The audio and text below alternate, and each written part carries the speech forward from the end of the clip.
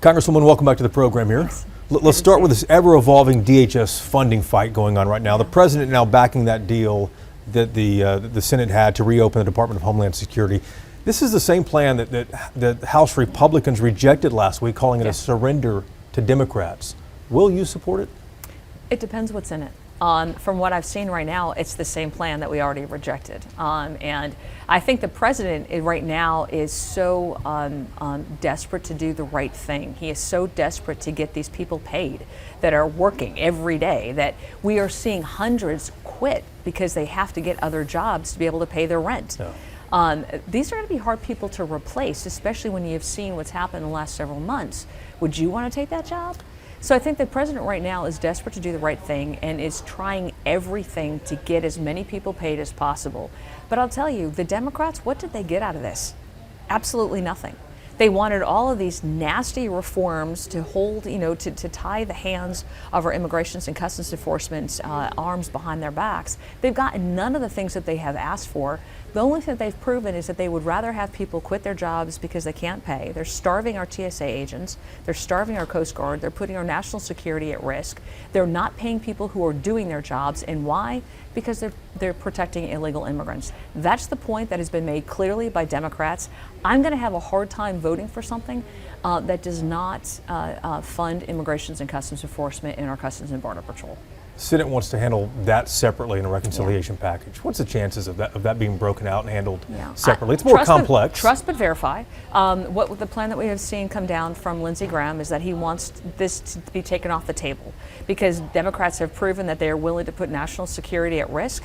The immigration portion off the table. So yes, to put the funding for DHS off the table. So I think what Lindsey Graham has said is, as the chairman of the Budget Committee in the Senate, that he's going to put forward a reconciliation package that would fund DHS fully for the next 3 years until the end of the Trump presidency, so they can't keep using that as a negotiating tool and holding us hostage, and national security hostage. So that is what Lindsey Graham is putting forward. Trust but verify. I think that's a fine idea. Let's take it off the table. But why don't we have that vote first? Bring your reconciliation package, Senate. Get off wherever you are right now. Get back to D.C. Put that on the floor. Vote it out. Send it over to the House. Let's vote for that before we vote for your second bill. Why wasn't it done first? Any idea? It's a great question. I don't know. It's a question that you're probably going to have to ask Lindsey Graham and John Thune. But I will tell you, I think part of this is we all thought that the Democrats would do the right thing. And because Democrats continue to just be able to support illegal immigrants in their community and not American citizens and not national security, you have seen these extraordinary actions have to take place. I don't think we want to make a precedent of having to fund one specific agency for 3 years. I don't like that precedent. But what we've found is that the Democrats right now want to maintain the hold in Congress. They want to hold us hostage, and they are willing to do it because they don't want to have immigration reform. They don't want to have deportations of criminal illegal aliens, and they're willing to do everything they can to keep that population here because they think it represents future votes. We've seen reports that there are a number of perhaps farther right Republicans who just don't like this idea that Lindsey Graham and Republican senators have sent over to the House. Yeah, I will tell you right now. Is that exaggerated at all? Is there a division on this? I was recently on a call with my GOP conference, and I will tell you there are a lot of people. I would say almost all of the people that we heard from on that call, and it was a number, dozens, from representing every facet of our GOP conference, from those who are more centrist to those who are far right, who are all on the same page. We need to fund ICE, we need to fund CBP, and what the Senate sent over is unacceptable. But the president's also backing what the Senate sent over. I think the president is backing it because, again, he is desperate to do the right thing. He wants as many folks who are doing their job and not getting paid to get paid. I agree with him wholly, but the precedent that sets right now, if they are so convinced that they can pass a second reconciliation, let's get that done. Get back into D.C., get that bill on the floor, vote it out. We would vote for that. And then let's handle the rest of the funding for DHS. But I think asking the Senate, which has really, in my opinion, not represented the strongest interests of our Homeland Security right now, Let's get that bill out. The House doesn't return to full session until April the 14th. Yeah. Any chance this gets passed before then? Any chance the Speaker might call you back and say, Oh, yeah. there's something here, we can vote on it? If the Senate can get that reconciliation package out, we'll go out back in But a that's a heartbeat. complex thing to do, reconciliation. It depends. I mean, the first reconciliation package that we passed, the working families tax cut, that was a massive undertaking. I worked on that personally in Ways and Means, worked on that for over 2.5 years. I mean, that was a massive undertaking. But you can also do reconciliation that is very surgical, that is very pointed and very edited. We could pass that bill. It doesn't have to be overly complicated. So you can pass that reconciliation bill, and then you can work on a third reconciliation package, which I think a lot of us are anxious to do. And the whole idea would be you don't need Democrats to get that passed. Correct. And we have already lost several weeks debating this. Let's get back and get what we can out of it. Let's talk about Iran for a moment here. President Trump addressed the nation the other day. He did not offer a clear exit strategy here. Markets down, we've seen. Oil back up as well. How and when do you expect this to end? Well, I think what he said is 2 to 3 weeks. I think he was fairly clear last night. And from day one, they've been very transparent about what these strikes mean and what the goal is that they're looking for. They want to make sure that they have an Iranian regime that has already proven that all it wants to do is destroy the Western world, starting with Israel and then moving on to the United States, a regime that has killed tens of thousands of its own people, has maimed and killed thousands of our U.S. military and innocent civilians. This is a regime that cannot be allowed to have a nuclear weapon. They have been very clear about their goal. One is preventing a nuclear armed Iran. 2 is to make sure that they don't have ballistic missiles, where they've already been able to show that they have the ability to be able to strike as far as London right now. Preventing them from being able to have those weapons is going to be key. And 3, making sure that their navy is destroyed so that the Strait of Hormuz has actually been can stay open. So I think they are very strategic again in those goals. The president came out and said with his address that they're meeting those goals ahead of schedule. That he does not see this as being a year's war. This is a month's war. We're looking at maybe 2 to 3 weeks. And that's how it will end. But this will be a generational change in the Middle East and across the world that every president has talked about. Every politician has said why it is important that those goals are met. But you actually have an administration for the first time that's actually doing what it says it's going to do. What happens if it goes beyond 2 or 3 weeks? Republican voters were clear. They wanted America first. They didn't want to have these ongoing wars like we've seen for the past 2 decades. What happens if it goes another 6 months? Again, we're going to have to see what we're getting out of it and to make sure. But you had Jamie Dimon on the other day. He said the cost of not handling this correctly and finishing the job, in the hundreds of thousands of lives that could be lost, the trillions of dollars that could be lost as a result of not handling it correctly. It needs to be done. The job needs to be finished. We need to make sure that we have an Iran that does not pose a threat to the rest of the world as it has done. They have been at war with the United States, for nearly 50 years. It's time to end that war. Is there any scenario in which you would support boots on the ground? If they can show that it is a quick in and out and that it's worth it. I haven't seen any justification for that yet.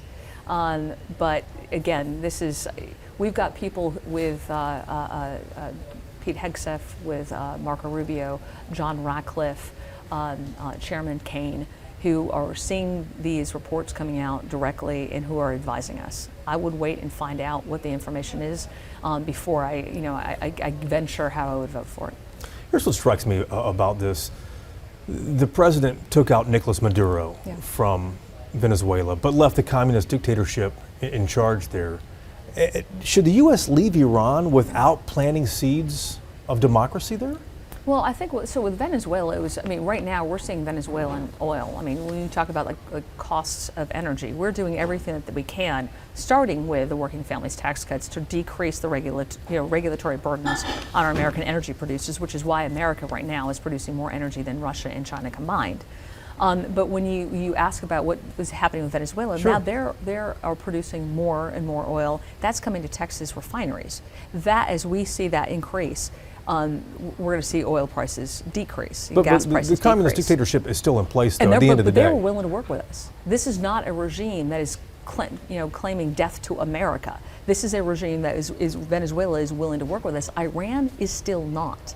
And so I think what they're trying to do is make sure that they do not have the capabilities of launching nuclear attacks as far away as close as London. Yeah. And what we have seen is not a Venezuela that wanted to go 70 feet underground to produce weapons of mass destruction, but we do see that in Iran.